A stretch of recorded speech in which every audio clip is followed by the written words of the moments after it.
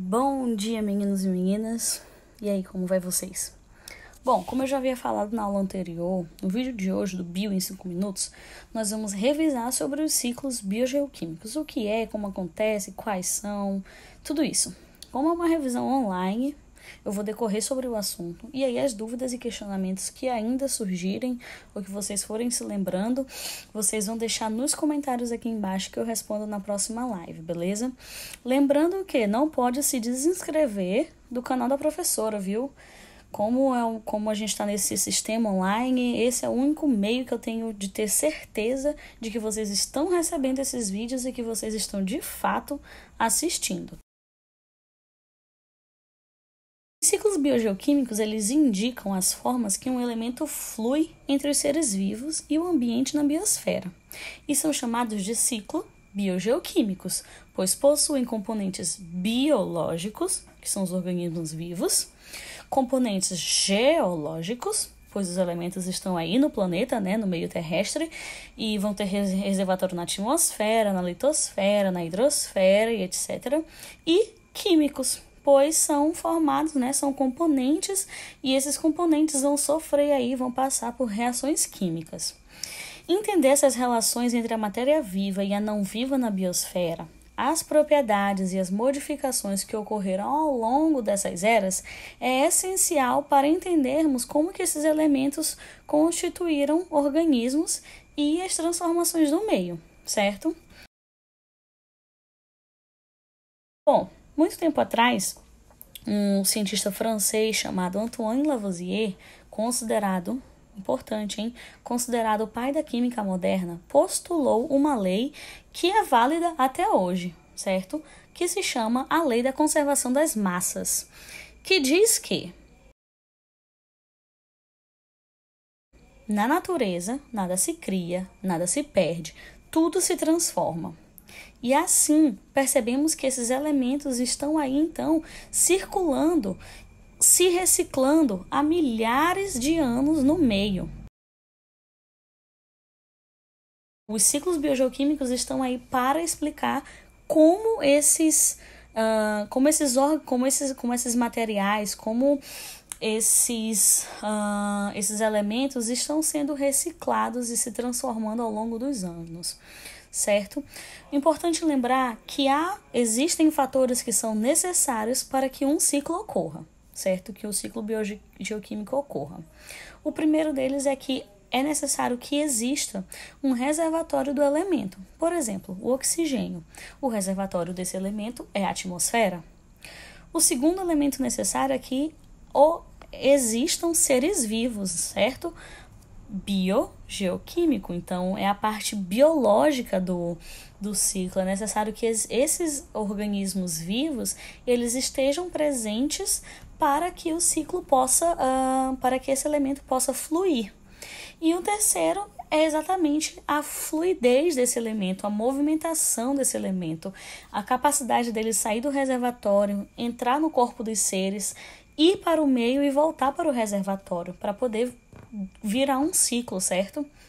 Então, esses 3 elementos são extremamente importantes para que um ciclo biogeoquímico ocorra. Ser também classificados em ciclos gasosos, cujo reservatório principal é a atmosfera, por exemplo, do oxigênio, ou ciclos sedimentares, cujo reservatório principal é a crosta terrestre. No caso, por exemplo, o ciclo do fósforo, que a gente vai falar na próxima aula, certo? Hoje estudaremos sobre os dos principais ciclos biogeoquímicos, o ciclo da água e o ciclo do oxigênio. Certo, então vamos falar aqui rapidinho agora sobre o ciclo da água. Que a água é essencial para a vida humana e de todos os outros organismos, nós já sabemos. Nós precisamos de água no nosso organismo para, por exemplo, realizar transporte de substâncias e a termorregulação. A propriedade da mudança natural dos estados da água é essencial para que o ciclo ocorra. Que esse ciclo também pode ser dividido em 2 ciclos, o ciclo curto, que envolve apenas as transformações do estado, e o ciclo longo, que além das transformações, envolve os organismos bióticos, que vão absorver e liberar essa água para o meio. Este é um ciclo conduzido pela energia do Sol, que aquece a superfície de águas superficiais, fazendo com que a água evapore e o gelo sublime, e que também provoca a evapotranspiração das plantas. Ao atingir a atmosfera na forma de vapor de água, a água vai condensando nas nuvens, devido à diferença de temperatura, a temperatura lá em cima ser menor. Depois ocorre a precipitação, em forma de chuva ou neve, e a atingir a superfície da Terra, esta água pode fluir pela superfície até evaporar novamente, afundar no solo e formar as águas subterrâneas, dando continuidade ao ciclo da água. Bom, agora a gente vai falar um pouquinho sobre o ciclo do oxigênio, a sua origem, os processos em que ele está envolvido e como esse ciclo se desenvolve.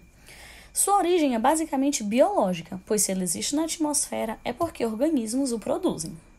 Esse elemento está envolvido em processos extremamente importantes para os seres vivos e para o meio, como por exemplo na respiração celular e na fotossíntese. Esse ciclo é mantido por processos geológicos, físicos, hidrológicos e biológicos, que movem diferentes quantidades deste elemento e de outros de um depósito para o outro. Então vamos lá para como esse ciclo se dá. O oxigênio ele vai ser produzido por organismos fotossintetizantes e vai ser liberado através da fotólise da água, ok? Após ser liberado, esse oxigênio é utilizado no processo de respiração celular realizada pelos outros seres vivos, como por exemplo nós, seres humanos. É utilizado também em processos de decomposição, um processo metabólico, e em combustão, ok? Que é uma queima não biológica. E também é utilizado na composição da camada de ozônio. Guardem essa informação. No ciclo do oxigênio, só há um processo liberando oxigênio para a atmosfera, a fotossíntese, ok? É o único processo que libera oxigênio para a atmosfera. E a partir daí ele será consumido, a parte aí biológica do ciclo, ok? Através da respiração celular, da decomposição e da combustão. Dessa forma, o dióxido de carbono também é liberado para a atmosfera. E depois esse dióxido de carbono aí vai ser recaptado pelos seres fotossintetizantes para realizarem novamente a fotossíntese. E assim se dá o ciclo, né? Para ele poder continuar. Por essa razão aí, por última, né, da liberação do CO2, é que o ciclo do oxigênio é extremamente e intimamente ligado ao ciclo do carbono, que a gente também vai ver na próxima aula lá junto com o ciclo do fósforo, ok? Bom, esse é o ciclo do oxigênio. As ações humanas, né, podem interferir negativamente nesse ciclo, assim como no ciclo da água, ok? As alterações podem ocorrer em decorrência da queima exacerbada de combustíveis fósseis, pelo desmatamento, uma vez que as árvores vão liberar para o meio grande parte de todo o dióxido de carbono que elas já captaram e armazenaram, certo? E também essa alteração pode ocorrer devido à liberação de gases que destroem a camada de ozônio. Falando nisso, lembra lá que eu falei que era para guardar informação? Qual seria a relação do oxigênio com a camada de ozônio? Deixa aí os chutes e os palpites de vocês nos comentários também, que na próxima live a gente vai discutir sobre esses dois tópicos, tá bem? Galera, é isto.